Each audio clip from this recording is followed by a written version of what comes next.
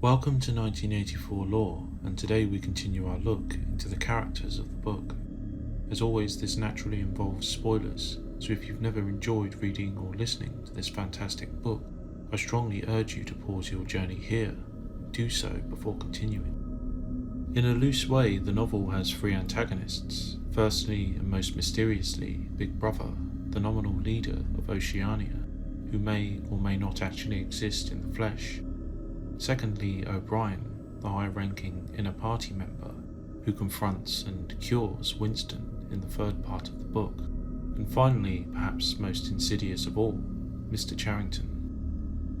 Of this triumvirate of villains, we shall today, of course, take a deeper dive into Charrington. Firstly, given the man's duplicitous nature, it's probable Charrington is an alias used by this agent of the Fort Police. The name could be his real name, but more likely an assumed one as part of his excellent overall disguise. Though a minor character, Charrington is an important piece of the party's game throughout the plot in manipulating Winston's ever-deteriorating plunge into thought crime. Though it's possible Winston may have found other means to explore the past and develop his own opposition to the party, he actually does so through Charrington. Even before the novel's beginning, Winston possesses the Lady's Keepsake album, the book which Winston uses to open his famous diary. The diary, of course, is a major mechanism through which Winston's thought crime is translated into the concrete world where it can be detected and used against him. O'Brien and the Fort Police are later revealed to have been fully aware of his existence and hiding place. Winston later notes that even a small whitish speck of dust he had placed on it to alert him of discovery was carefully replaced, and his diary is referenced in the later torture scenes with O'Brien. Charrington, of course, sold Winston this item. Another key symbol in the novel is the coral paperweight. As with the diary, this too was a compromising object, and likely deliberately selected and placed within Charrington's shop to facilitate Winston's continued thought crime.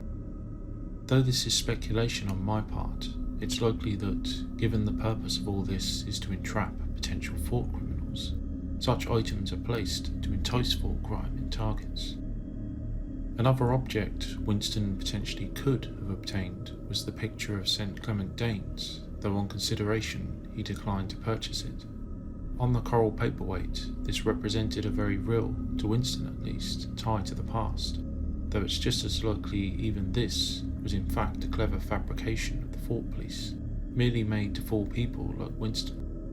I believe we can assume this, given we know the same care to authenticity was given to Winston's copy of the book later on, which was made to appear worn and used, and thus less conspicuous. On facilitating Winston's rebellion, the last greatest transgression was renting Charrington's room for the purposes of his love affair. In doing this, Winston and Julia unwittingly opened themselves to the full surveillance and entrapment by the Fort Police, though it's not difficult to imagine the two had been followed and watched, even in their other hiding places. This surreptitious role of Charrington is the one revealed at the end of Part 2. However, throughout Part 1 and the majority of 2, Charrington does indeed simply serve as a conduit through which Winston can experience the real past denied to him by the party and his own work. He does this not only through the objects he sells, but through his own apparent reminiscences too. In a less well-known scene before his first meeting with Charrington, in the plot we see that is, Winston has a frustrating conversation with an old prole man in a pub close by. Winston decides to make an acquaintance of the man, to question him about the past he remembers. Since the man appears 80 years old at least, Winston surmises he would easily remember life before the revolution and could give a decent account of what things were really like outside of the party history books and propaganda. This is an important and decidedly rash event for Winston. Important, given his own desire to connect to the real past, untainted by party manipulation.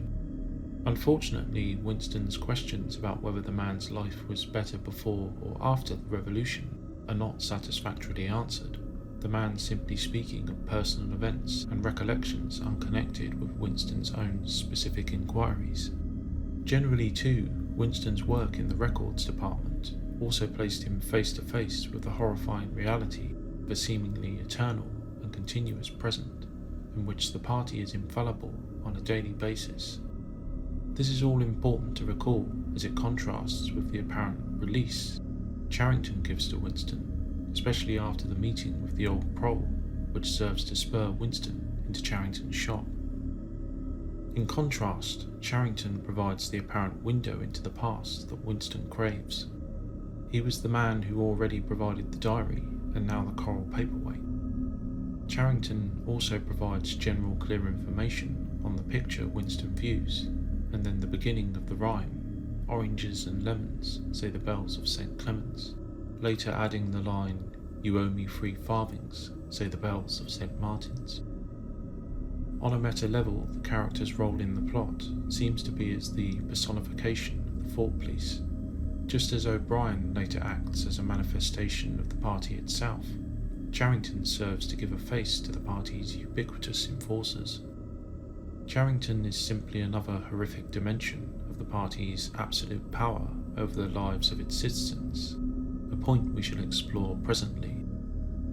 Goldstein's book ominously states that nothing is efficient in Oceania except the Fort Police. At least in the case of Charrington, this is perhaps an understatement. Charrington is described in Part 1, quote, "He was a man of perhaps 60, frail and bowed, with a long benevolent nose and mild eyes distorted by fixed spectacles. His hair was almost white, but his eyebrows were bushy and still black.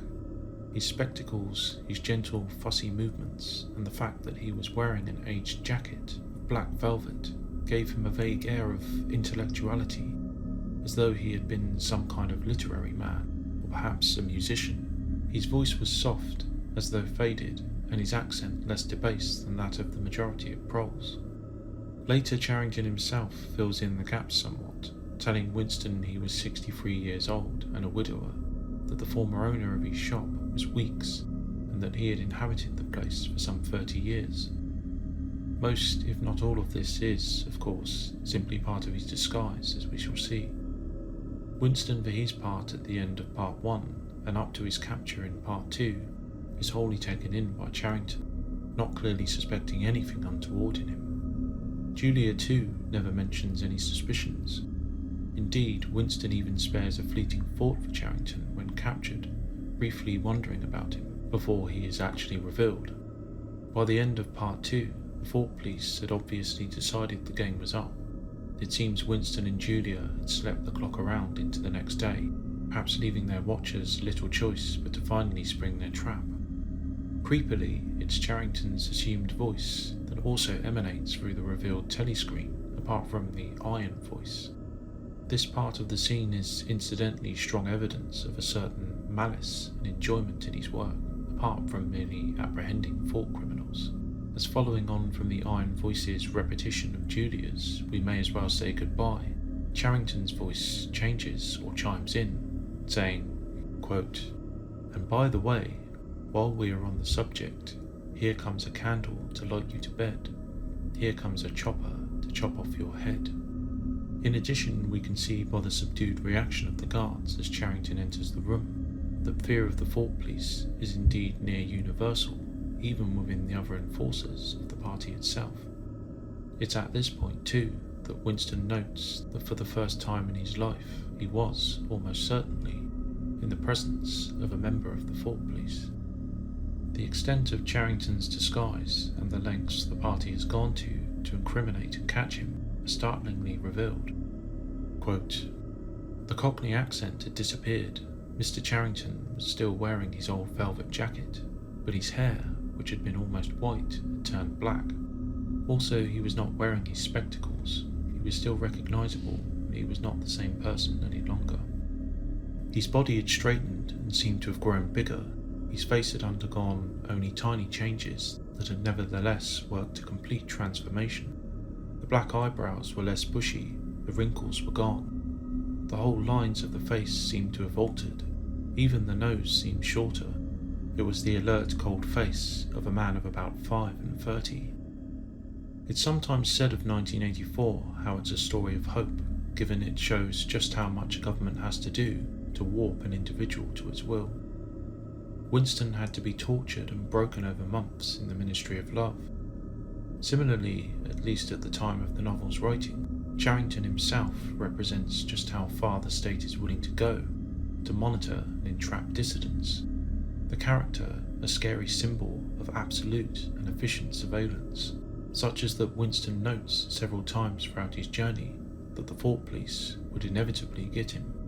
So, what do you think about Charrington? Was he cruel over and beyond his devotion to his duties? Let us all know in the comments, and remember, Big Brother is watching you.